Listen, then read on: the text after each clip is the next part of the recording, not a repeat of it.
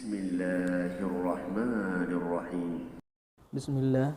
Assalamualaikum warahmatullahi wabarakatuh. Alhamdulillahi rabbil alamin. Wassalatu wassalamu ala asrafil anbiya'i wal mursalin wa ala alihi wa sahbihi rasulillahi ajma'in. Asyhadu an la ilaha illallah wahdahu la syarikalah wa asyhadu anna Muhammadan abduhu wa rasuluh ya nabi ba'da amma ba'du. Pertama sekali, marilah kita bersyukur kepada Allah Subhanahu wa taala. Sebagaimana Allah telah selalu memberikan rahmat kepada kita, karunia kepada kita, kesehatan kepada kita. Kita sebagai manusia wajib bersyukur atas apa yang diberikan oleh Allah kepada kita. Dan pun kita berdoa kepada Allah Subhanahu wa taala, semoga ujian ini cepat selesainya dan kita bisa melakukan aktivitas seperti biasanya. Salawat dan salam marilah kita hadiahkan buat junjungan Nabi Muhammad sallallahu alaihi wasallam. Allahumma sholli ala Muhammad wa ala ali Muhammad. Baik anak ustaz yang dirahmati oleh Allah Subhanahu wa taala, kita masuk bab 7 yaitu baiat Aqabah. Yang A-nya adalah baiat Aqabah yang pertama. Ketika musim haji tahun berikutnya, yakni pada tahun ke-12 dari kenabian, datanglah 12 orang utusan dari Madinah menemui Nabi. 10 orang ini diantaranya berasal dari kabilah Khazraj. Dan 5 orang dari mereka pernah datang pada tahun sebelumnya. Jabir bin Abdullah bin Riyab kali ini tidak ikut serta. 5 orang yang baru tersebut adalah Mu'adz bin Al-Harith, Zakwan bin Abdul Khais, Ubadah bin As-Samit, Yazid bin Tha'labah, dan Al-Abbas bin Ubadah bin Nadlah. Adapun 2 orang lainnya berasal dari kabilah Aus, yaitu Abu Al-Haytham bin At-Tayhan dan Uwaim bin Sa'idah. Mereka berkumpul bersama Rasulullah SAW di Aqabah. Di daerah Mina, beliau mengajarkan kepada mereka tentang Islam, memberitahukan tentang Islam, bagaimana mentauhidkan Allah Subhanahu wa taala dengan benar. Rasulullah SAW menjelaskan kepada kaum Khazraj dan kaum Aus dalam segala masalah ajaran-ajaran agama Islam, baik itu akidah, baik itu tentang muamalah dan segalanya. Lalu beliau bersabda kepada mereka, "Kemarilah kalian, berbaitlah kepadaku untuk tidak melakukan kesyirikan kepada Allah dengan sesuatu pun, tidak mencuri, tidak berzina, tidak membunuh anak-anak kalian, tidak akan berbuat dosa seperti yang kalian ada-adakan antara tangan dan kaki kalian, serta dusta seperti yang kalian ada-adakan antara tangan kaki kalian, serta tidak bermaksiat kepadaku dalam perkara yang makruh."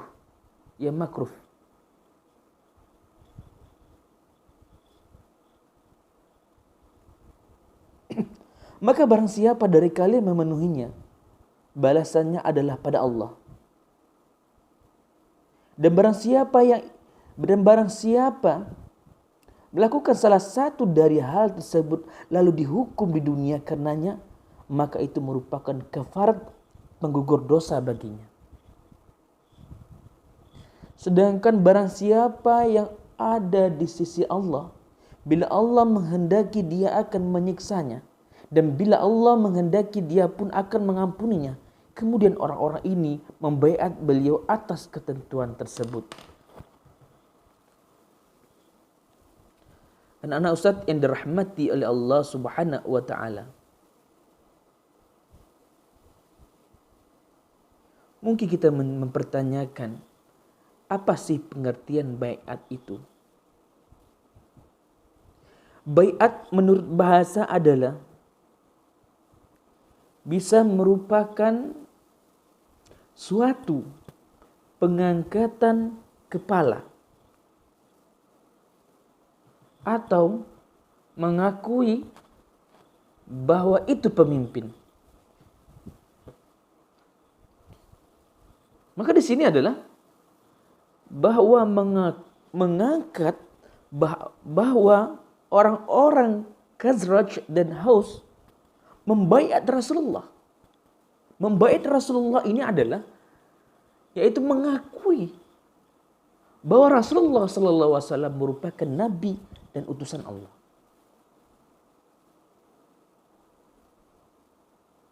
Ya, atau menurut bahasa simpelnya yaitu mengangkat seorang imam atau kepala agama. Itu baiat artinya.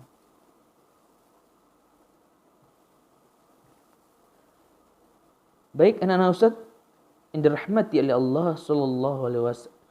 Anak-anak Ustaz yang dirahmati oleh Allah Subhanahu wa taala. Kita masuk kepada yang B-nya yaitu dakwah Islam di Yastrib. Ketika 12 orang tadi kembali ke Yastrib, diutuslah Mus'ab bin Umair oleh Nabi SAW untuk menyertai mereka. Tujuannya ialah membacakan Al-Quran dan memahamkan Islam kepada mereka. Tinggallah Mus'ab bin Umair di rumah Abu Ummah As-Sa'ad bin Zurarah. Mereka berdua amat bersemangat dalam menyebarkan Islam. Ketika keduanya berada di suatu kebun, tiba-tiba pemimpin kabilah Aus yaitu Sa'ad bin Mu'adz berkata kepada putra pamannya yaitu Usaid bin Qudair, "Pergilah kepada kedua orang yang suka datang untuk membodoh-bodohi orang-orang kita yang lemah, lalu memperingati mereka."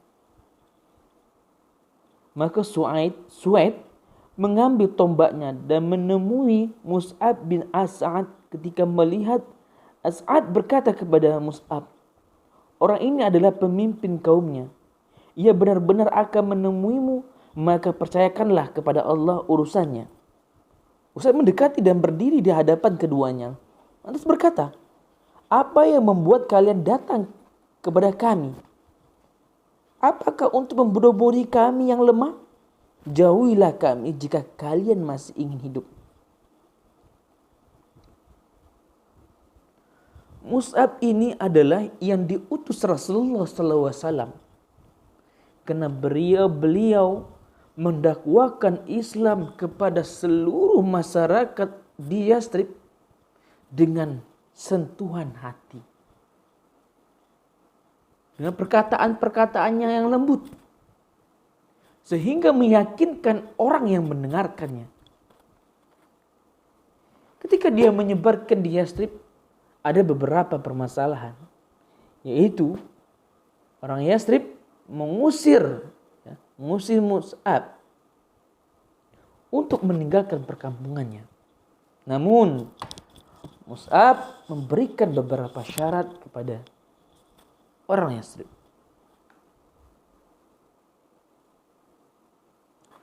Sehingga Mus'ab menanggapi, "Silakan duduk hingga engkau bisa mendengarkannya.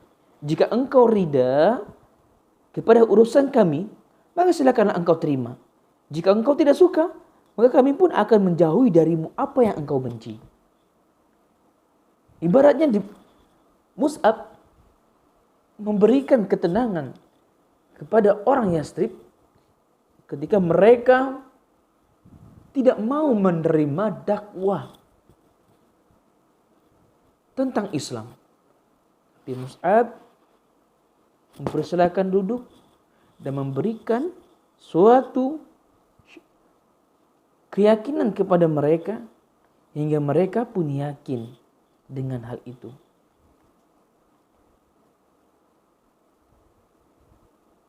Apa yang disebutkan oleh orang Yastrib dengan mendengarkan penjelasan Mus'ab? "Engkau cukup adil," ungkap Usaid. Ia pun mengucapkan tombaknya dan duduk. Lalu Mus'ab menerangkan tentang Islam. Dan membacakan kepada Su'aid ayat Al-Quran.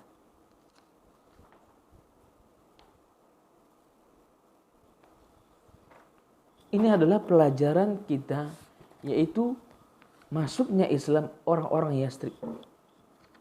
Ya. Lalu kembali Usaid, ia berusaha berpikir bagaimana cara mengiringi Sa'ad bin Mu'adz agar mau menemui Asad bin Mus'ab dan Mus'ab. Maka Usaid berkata kepadanya, aku telah mengajak mereka dua orang itu.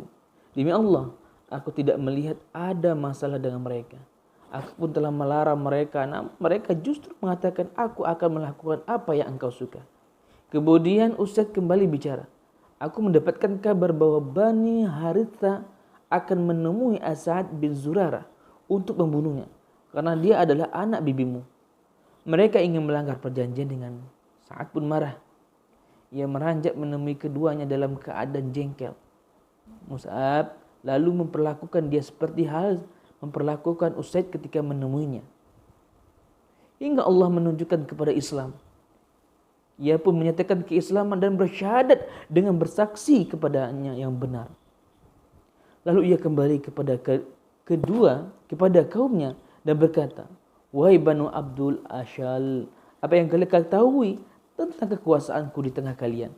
Mereka menjawab, engkau adalah pemimpin kami dan engkau orang yang paling utama pendapat. Sa'ad pun berkata, karena itulah kalian tidak akan bisa bicara denganku baik laki-laki maupun perempuan sampai kalian mau menerima kepada Allah dan Rasulnya.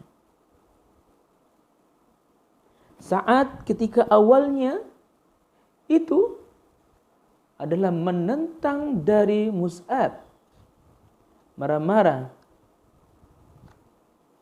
sehingga Mus'ab memberikan penjelasan tentang Islam. Akhirnya Sa'ad pun masuk Islam.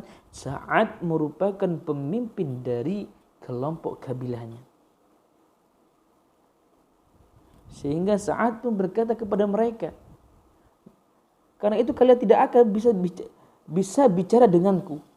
Itu adalah ancaman bagi mereka kepada kaumnya, baik laki-laki perempuan, sampai kalian mau beriman kepada Allah dan Rasulnya. Itu merupakan ancaman untuk mengajak mereka memasuki agama Islam. Maka sore itu, seluruh laki-laki dan perempuan dari kaum Sa'ad telah menjadikan muslim dan muslimah, terkecuali satu orang yang bernama Al-Usairim yang menangguhkan keislamannya hingga peristiwa Uhud dan terbunuh sebagai syahid di jalan Allah. Sebelum sempat bersujud kepadanya, kini terbunuh sebelum waktu sholat tiba. Sedangkan ia baru masuk Islam menjelang berangkat ke perang Uhud. Masya Allah.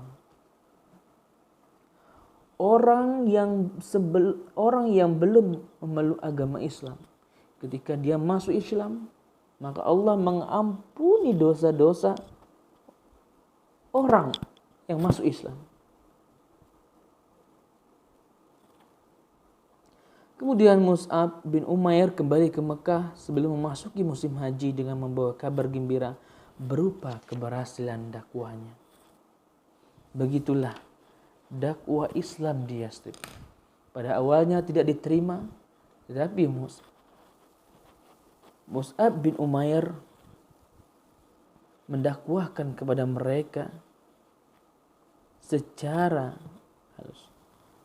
Itu demikian, semoga ada manfaatnya bagi antum. Akhiri wabillahi taufiq wal hidayah. Assalamualaikum warahmatullahi wabarakatuh.